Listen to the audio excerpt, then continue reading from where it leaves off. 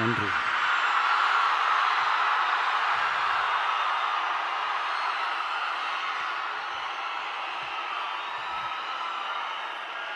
நான் போன மீட்டிங்கில் வேலூரில் பேசும்போது சொல்லியிருந்தேன், தமிழ்நாடு தான் விஜய், விஜய் தான் தமிழ்நாடு அப்படின்னு நான் சொல்லியிருந்தேன்.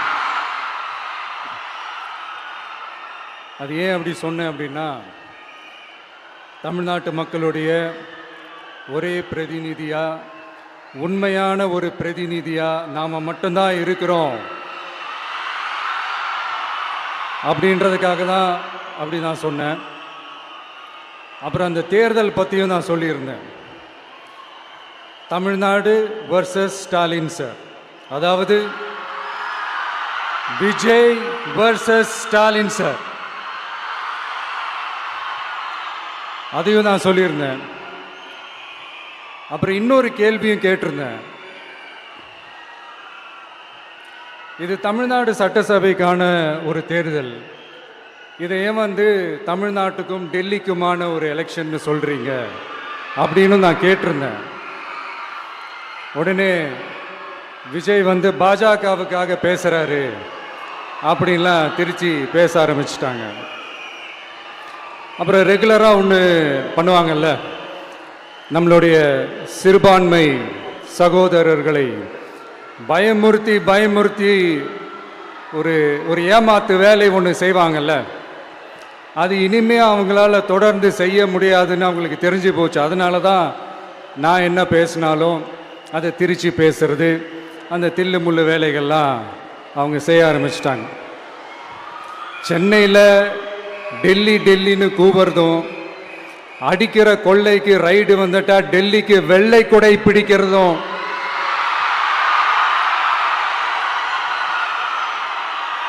இதெல்லாம் யாருன்னு உங்களுக்கே நல்லா தெரியும்.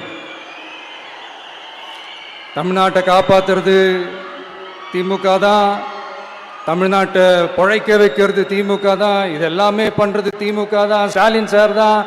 இதெல்லாம் ஒர்க் அவுட்டே ஆகாது பாஸ்.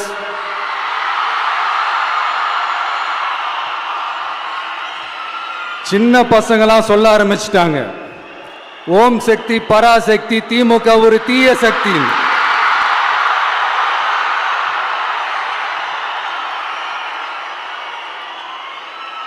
அதனால இந்த தமிழ்நாடு இன்னொன்று வேற ஒன்று சொல்றாங்க. அது என்னடான்னா, தமிழ்நாட்டு அணி டெல்லி அணியா.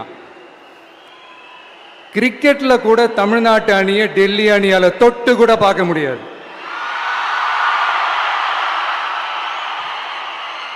அப்படி இருக்கும்போது கிரிக்கெட்லையும் விசில போடுறது தமிழ்நாடு தான், சிஎஸ்கே.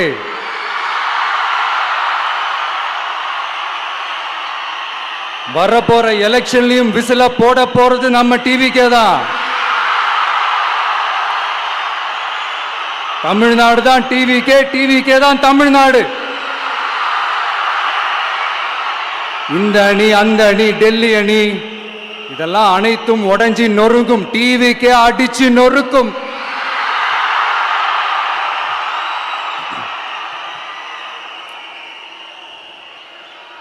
எனக்கும் என்னுடைய மக்களுக்கும் நடுவில் வேற யாராலையும் உள்ள நுழையவே முடியாது. இது ஒரு அம்மா பையன் உறவு, அப்பா புள்ள உறவு, அண்ணன் தங்கச்சி உறவு, அண்ணன் தம்பி உறவு, அக்கா தம்பி உறவு.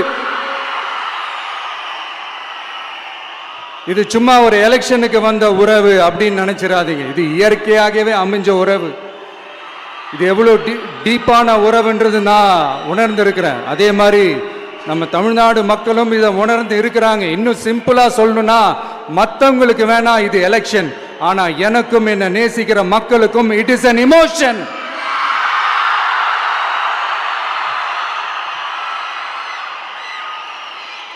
And it is not an ordinary emotion. It is a powerful oceanic emotion. இப்படி இருக்கும்போது வீட்டுக்கு வீடு விஜய், தமிழ்நாட்டுக்காக விஜய், வெற்றி பேரணியில் தமிழ்நாடு, இதெல்லாமே 100% இந்த எலெக்ஷன்ல அது ப்ரூவ் ஆகும்.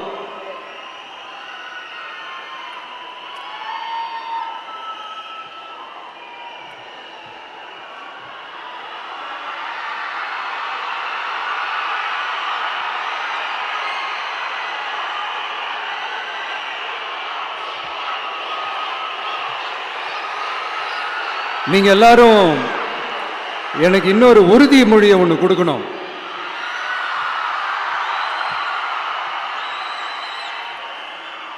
ஊழலற்ற உண்மையான சமூக நீதியை நிலைநாட்ட நம்ம ஆட்சியை அமைப்பீங்க தானே? உங்களை தான் கேட்கிறேன், நம்ம ஆட்சியை அமைப்பீங்க தானே? இந்த விஜய்க்கு ஒரு வாய்ப்பு கொடுப்பீங்க தானே? உண்மையிலே கொடுப்பீங்க தானே? இந்த விஜய நம்புறீங்க தானே? ஒவ்வொரு வீட்லயும் விசில் சத்தம் கேட்கும் தானே? அந்த விசில் சத்தம் ஒவ்வொரு பூத்திலையும் புயலா ஒலிக்கும் தானே? Thank you, thank you, thank you.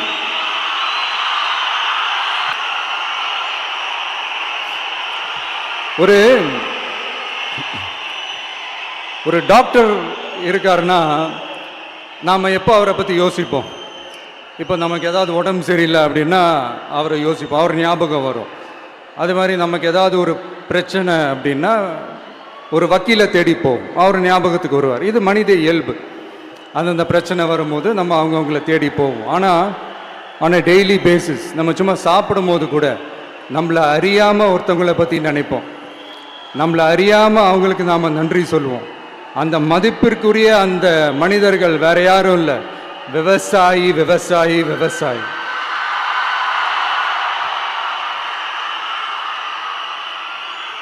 அவங்க பார்க்கறதுக்கு வேணா சாதாரணமா இருப்பாங்க, ஆனா அவங்க சாதாரணமான மனிதர்கள்லாம் கிடையாது. இந்த உலகத்தையும் மனிதர்களையும் படைச்சது கடவுள்னு சொல்லுவாங்க, ஆனா அந்த கடவுளுக்கே படையல் போடுற உயர்ந்த மனிதர்கள் தான் நம்ம விவசாயிகள். இந்த பூமியில உயிர் இருக்குது, இந்த பூமியில பூ பூக்கும், காய் காய்க்கும், பூத்து குலுங்கும்னு இந்த பூமியை அழகா காட்டி இந்த பூமியை சாமி ஆக்கிறதுல இயற்கையோட சேர்ந்து நம்ம விவசாயிகளுக்கும் ஒரு முக்கிய பங்கு ஒன்று இருக்கு. அதனால நான் ஏதோ ஓவரா ஏதோ சொல்றேன்னு நினைக்காதீங்க. எனக்கு இந்த அடுத்த ஜென்மம் மறுபிறவியை பற்றியெல்லாம் எனக்கு தெரியாது. அது உண்மை அப்படின்னா அடுத்த ஜென்மத்தில் நான் ஒரு விவசாயி குடும்பத்தில் பிறக்கணும்னு ஆசைப்படுறேன்.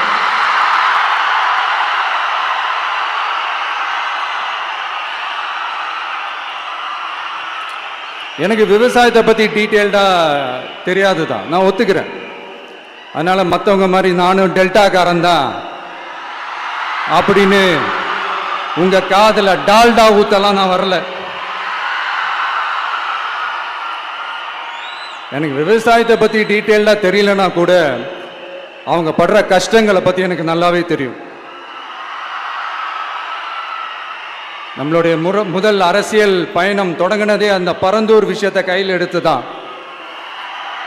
அதனால நம்மளுடைய இந்த ஆட்சி அமைஞ்சதும் தீர்க்க வேண்டிய முக்கியமான பிரச்சனைகள்ல நம்மளுடைய விவசாய பிரச்சனைகளும் ஒன்று. முதல்வர் அவர்களுக்கு இந்த மாதிரி நீங்கள் அது செஞ்சிட்டேன் இது செஞ்சிட்டேன் அப்படின்னு நிறையா பெருமையாக சொல்லிக்கிறீங்களே, ஒரு அடிப்படை ஒரு பிரச்சனையை பற்றி ஒன்று பேசுவோமா?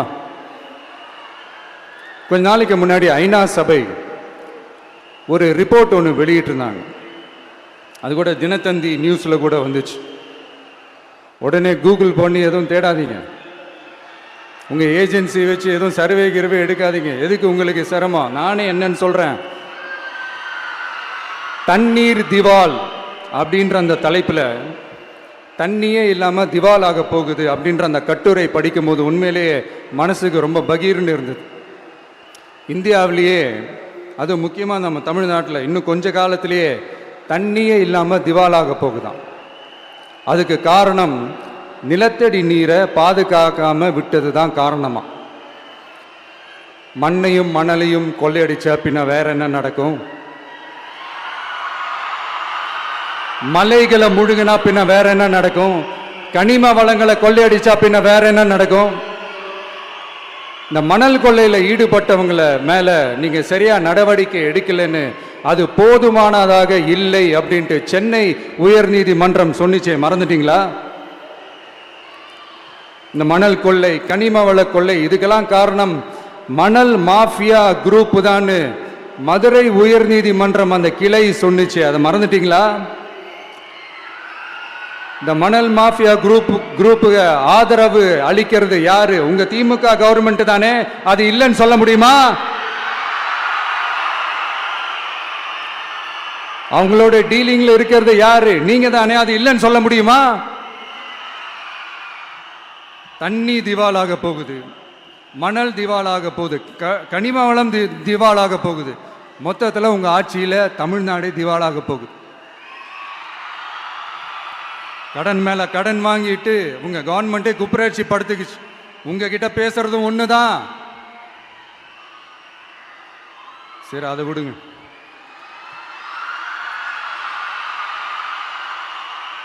நம்ம விவசாயிகள் கஷ்டப்பட்டு விளைய வச்ச அந்த நெல்லெல்லாம் மழையில் நனைஞ்சி வீணா போச்சே. டெல்டாக்காரன்னு சொல்லிக்கிற நீங்க அதை எதாவது கவனிச்சிங்களா? அவங்களுடைய போராட்டம் எதுக்காவது கூட போய் நின்றுக்கிறீங்களா? கூண்டாஸில் மட்டும் போடுவீங்க. இதானே உங்களுடைய அந்த சாதனை. பரந்தூர் பிரச்சனை, உங்களுடைய உண்மையான நிலைப்பாடு என்ன? மேல்மா விஷயத்தில் உங்களோட உண்மையான நிலைப்பாடு என்ன?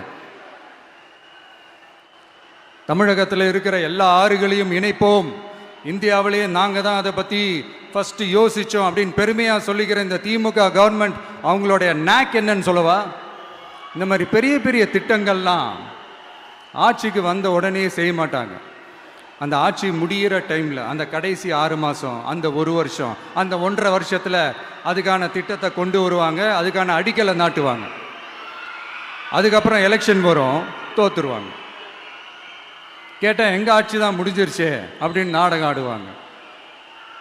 இல்லை, நான் தெரியாமல் தான் கேட்குறேன். மக்கள் மேலே உங்களுக்கு உண்மையிலே அந்த அக்கறை இருந்துச்சுன்னா ஆட்சிக்கு வந்த உடனே இந்த மாதிரி பெரிய பெரிய திட்டங்கள்லாம் ஸ்டார்ட் பண்ண வேண்டியது தானே. அதனால் ஆட்சி முடியும் போது அடிக்கல் நாட்டுறது. ஓட்டுக்காக என்னென்னலாம் பேசுவீங்க, ஆனால் மக்கள் இதெல்லாம் நம்புறதுக்கு அவங்கன்னா ஏமாளிங்க நினச்சிங்களா? மக்களே, நம்மளுடைய ஆட்சி அமைஞ்சதும் இந்த மாதிரி பெரிய பெரிய திட்டங்கள்லாம் உடனே ஸ்டார்ட் பண்ணுவோம். அதை அந்த 5 வருஷத்துக்குள்ள அதை முடிக்கவும் ட்ரை பண்ணுவோம். ஸோ இப்படிலாம் நம்ம பேசினா காவிரி பிரச்சனையில் உன் கருத்து என்ன, முல்லை பெரியார் பிரச்சனையில் உன் கருத்து என்ன, இப்படிலாம் அதெல்லாம் பற்றி உனக்கு என்ன தெரியுமா அப்படின்னு கேட்க ஆரம்பிச்சிருவாங்க. ஐயா, உலக மகா மேதைகளே, ROV, ரிமோட்லி ஆப்ரேட்டட் வெஹிக்கிள், அதை வச்சு தண்ணிக்குள்ளேயே போய்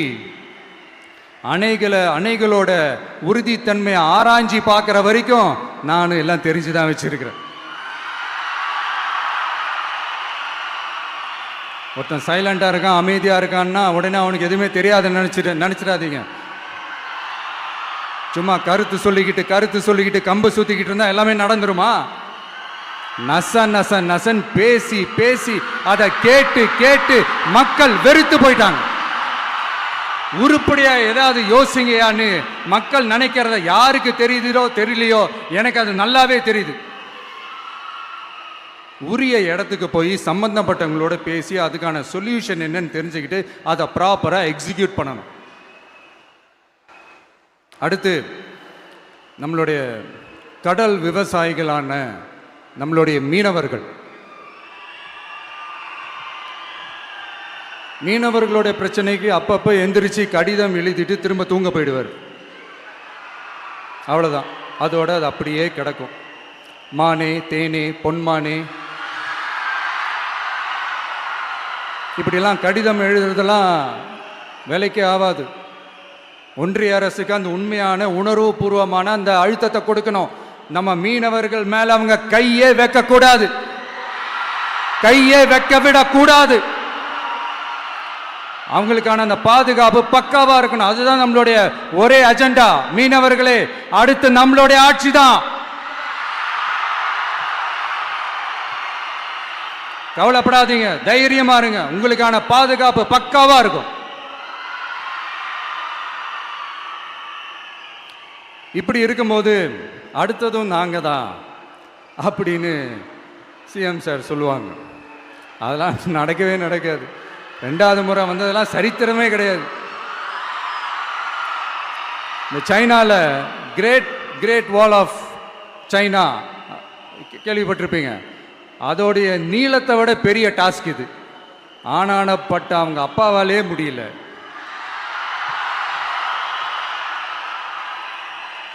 நான் முன்னாடியே சொன்ன மாதிரி உரிய இடத்துக்கு போய் சம்மந்தப்பட்டவங்களோட பேசி அதுக்கான சொல்யூஷன் என்னன்னு தெரிஞ்சுக்கிட்டா அதை எக்ஸிக்யூட் பண்ணுறது தான் ஒரு தெளிவான அரசியல். சும்மா ஆறுதல் சொல்கிறதெல்லாம் தெளிவான அரசியல்லாம் கிடையாது. அதெல்லாம் ஒரு ஹம்பக் அரசியல். அரசியலுக்கு வந்துட்டா கலெக்ஷன் பார்க்கலாம் அப்படின்றதெல்லாம் அரசியல் கிடையாது. உண்மையிலே மக்களுக்கான அந்த உழைப்பு இருக்கணும். அதனால தான் நாம் அரசியலுக்கு வந்திருக்கிறோம். இது எதிரிங்களுக்கு நல்லாவே தெரியும். அதனால தான் நம்மளை சுற்றி அத்தனை சதிகள். அதில் முக்கியமான சதி என்ன தெரியுமா? இதை பாரு, ஒன்று நீ இல்லைனா நான் இல்லைனா நீ இல்லைனா நான். நமக்குள்ள வேற எவனும் நடுவில் வந்துடக்கூடாது. நாம 2 பேரால மட்டும்தான் மக்களை ஈஸியா ஏமாற்ற முடியும். இந்த விஜய் வந்ததுனால நமக்கு பொழப்பே போச்சு. மக்கள் வேற அவனை தான் நம்புறாங்க. நாம வெளியே அடிச்சுக்கிற மாதிரி அடிச்சுக்கிட்டாலும் உள்ள நம்மளுடைய டீலிங் பக்காவா இருக்கணும். மக்களோட ஃபீலிங்ஸை பத்திலாம் நமக்கு கவலை இல்லை. நமக்கு டீலிங் தான் முக்கியம். மாத்தி ஆட்சிக்கு வந்துடலாம்னு நினைச்சோம். ஆனா அது நடக்காது போல் இருக்கு.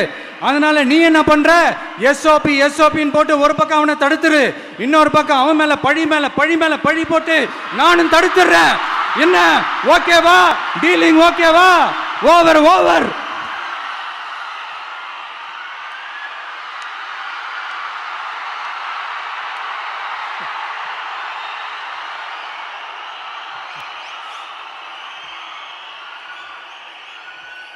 இல்லைங்க, உண்மையிலேயே சிரிக்கிறதா என்ன பண்ணுறதுன்னு எனக்கு தெரியல. உண்மையிலே இப்படி தான் இருக்கு அவங்க டீலிங்லாம்.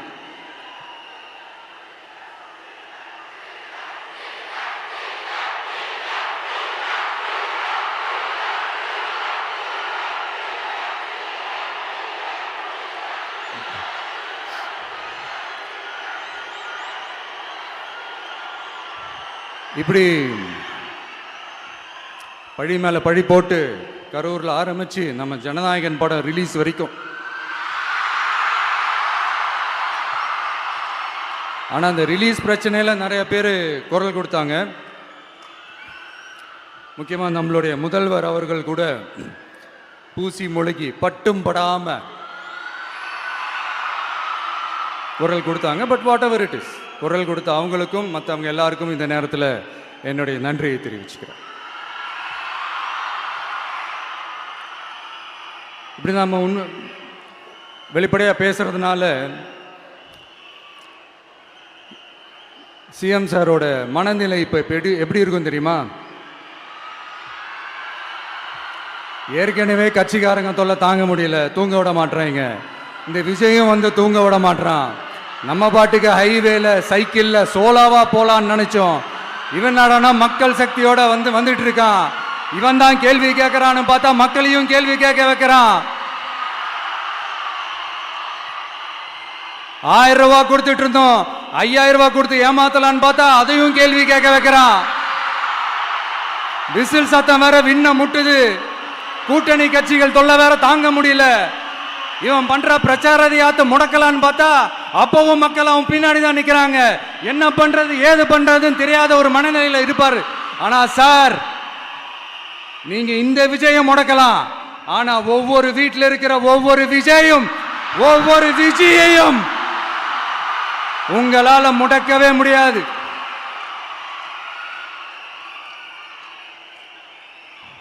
அவங்களாம் ஆல்ரெடி பிரச்சாரத்தை ஸ்டார்ட் பண்ணிட்டாங்க சார். வீட்லயே குடும்பமா இறங்குவாங்க பாருங்க பிரச்சாரத்துக்கு. அப்ப உங்களால மட்டும் இல்ல, எந்த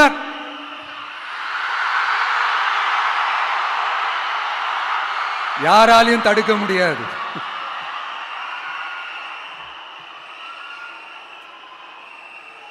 நம்ம டவுன் சவுத்தில் ஒரு ஊரில் உங்க அப்பாவுக்கு வெங்கல சிலை வைக்கணும்னு ட்ரை பண்ணீங்கல்ல, அதுக்கு சுப்ரீம் கோர்ட் என்ன சொன்னாங்க? மக்களோட பணத்தில் யாருக்கு புகழ் பாட பார்க்குறீங்க அப்படின்னு கேட்டாங்கல்ல. அதுக்கு என்ன அர்த்தம் தெரியுமா? ஊராம் வீட்டு நெய்யில உங்க வீட்டுக்கு ஸ்வீட் செய்யாதீங்க. எப்படி? ஊராம் வீட்டு நெய்யில உங்க வீட்டுக்கு ஸ்வீட் செய்யாதீங்கன்னு அர்த்தம்.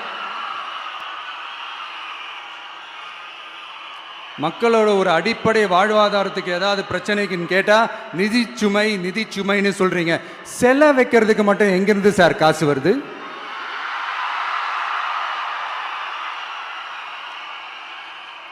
முதல்ல மக்களுக்கு அந்த சோறுக்கு வழி பாருங்க சார். செலை வைக்கிறத பத்திலாம் அப்புறமா யோசிக்கலாம். கேஸ் சிலிண்டருக்கு மானியமா 100 ரூபாய் தரேன்னு சொன்னீங்களே, என்னாச்சு? கரும்புக்கு ஆதார விலையா 4000 ரூபாய் தரேன்னு சொன்னீங்களே, என்னாச்சு? ரொம்ப நாள் கல்யாணமே ஆகாம இருக்கிற பெண்களுக்கு அவங்களுடைய கல்வி தகுதிக்கு ஏற்ப அரசு வேலை கொடுப்போம்னு சொன்னீங்களே, என்னாச்சு? இதெல்லாம் வெறும் சாம்பிள் தான். இதோட ஹைலைட் ஒன்று இருக்கு. மாநில அரசால முடியவே முடியாதுன்னு தெரிஞ்சுக்கிட்டோம், நாங்க வந்தா நீட்டை ஒழிப்போம். ஆகா ஆகா ஆகா ஆகா, எவ்வளவு பெரிய ஒரு மோசடி இது! கேட்டா நாங்க தான் முன்மாதிரி ஆட்சின்னு சொல்லுவாங்க. மோசடி ஆட்சி. மோசமானவங்களே முக்கியமானவங்க கேள்விப்பட்டிருக்கிறீங்களா? அந்த மாதிரி மோசடி ஆட்சியிலேயே முக்கியமான ஆட்சி இந்த திமுக ஆட்சி. மக்களே, மக்களை நேசிக்கிற விஜய் வேணுமா? மக்கள் விரோத ஆட்சி நடத்துற ஸ்டாலின் சார் வேணுமா?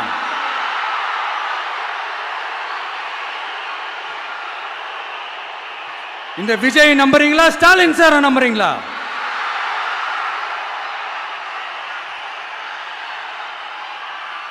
இந்த சத்தத்துக்கு அர்த்தம் தெரியுமா சார்? ஸ்டாலின் தொடரட்டும் அப்படின்னு அர்த்தம் கிடையாது. தீய சக்தி திமுக ஆட்சி மறையட்டும், தூய சக்தி டிவிகே ஆட்சி வரட்டும். நானும் உதிக்கட்டும்னு சொல்லாம்னு நினைச்சேன், பார்த்தா அதை வேற திருச்சி பேச ஆரம்பிச்சிருவாங்க. திருநெல்வேலியில், நாங்குநேரியில் இப்போ ரீசெண்டா ஒரே லைன்ல சொல்லணும்னா, நம்ம நண்பர் ஒருத்தர் ட்வீட் போட்டிருந்தாரு, அதையே சொல்றேன். ஸ்டாலின் தொடரட்டும், சட்டம் ஒழுங்கு சந்தி சிரிக்கட்டும். இதுதான் அந்த பிரச்சனைக்கு ஒரே லைன்.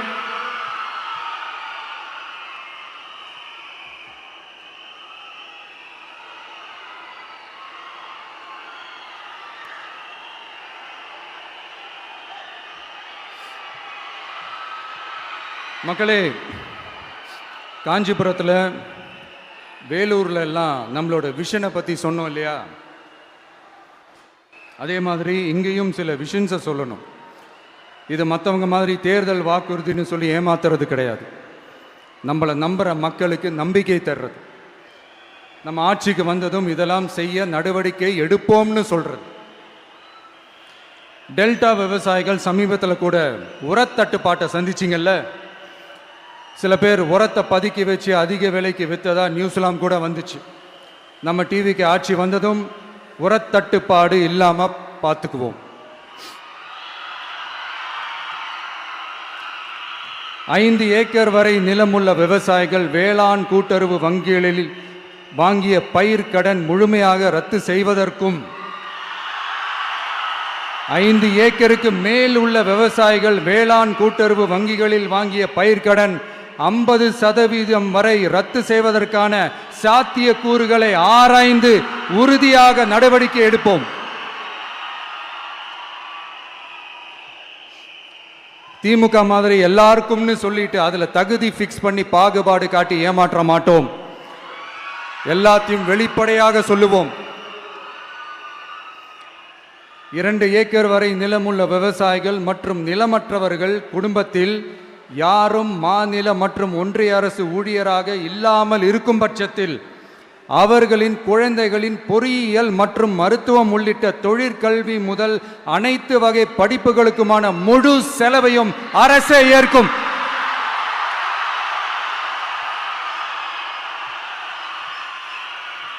விவசாயிகளின் விருப்பத்திற்கு எதிராக எந்த திட்டமாக இருந்தாலும், ஒன்றிய அரசின் நெருக்கடியே இருந்தாலும் அந்த திட்டத்தை உங்களுடைய டிவிகே ஆட்சி முழுமையாக நிராகரிக்கும். எப்போதும் விவசாயிகளின் பக்கமே நம் ஆட்சி நிற்கும். கொள்முதல் நிலையங்களில் முறையாக நெல் மூட்டைகள் பாதுகாக்கப்படும்.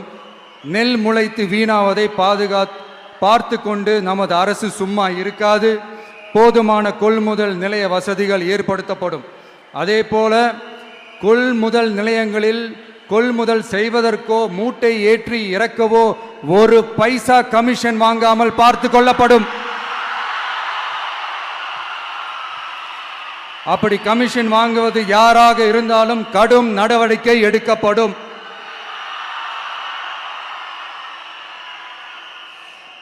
ஐநூறு ரேஷன் கார்டுகளுக்கு ஒரு ரேஷன் கடை என்ற வரையறை நிர்ணயிக்கப்படும். கிராமங்களிலும் எடையாளர் நியமிக்கப்படுவார். பெண் விற்பனையாளருக்கு பெண் எடையாளர், ஆண் விற்பனையாளருக்கு ஆண் எடையாளர் என்பது பின்பற்றப்படும்.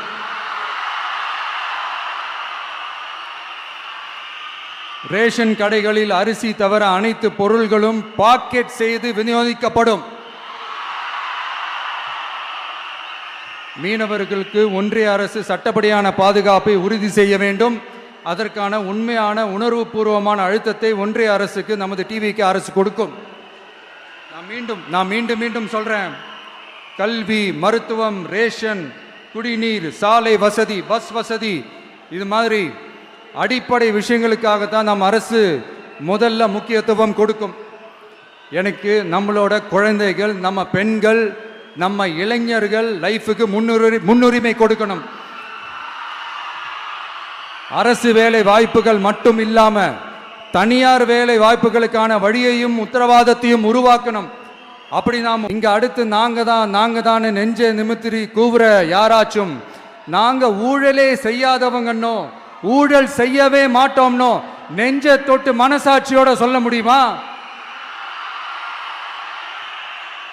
ஆனா நாம இன்னைக்கு இல்ல, ஆட்சிக்கு வந்ததுக்கு அப்புறமும் ஓப்பனா தில்லா கட்ஸா சொல்லுவோம், ஊழல் லஞ்சம் இல்லாத ஒரு ஆட்சியை கொடுக்க உண்மையா ட்ரை பண்ணாலே போதும், எல்லாம் தன்னாலே நல்லா நடக்கும்.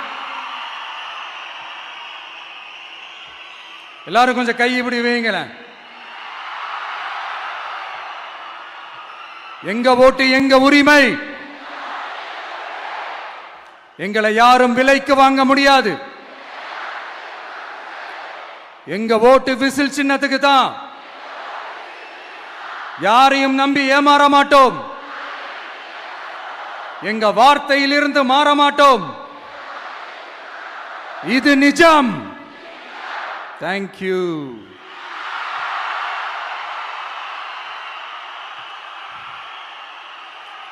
என் நெஞ்சில் குடியிருக்கும் தஞ்சை மக்களே,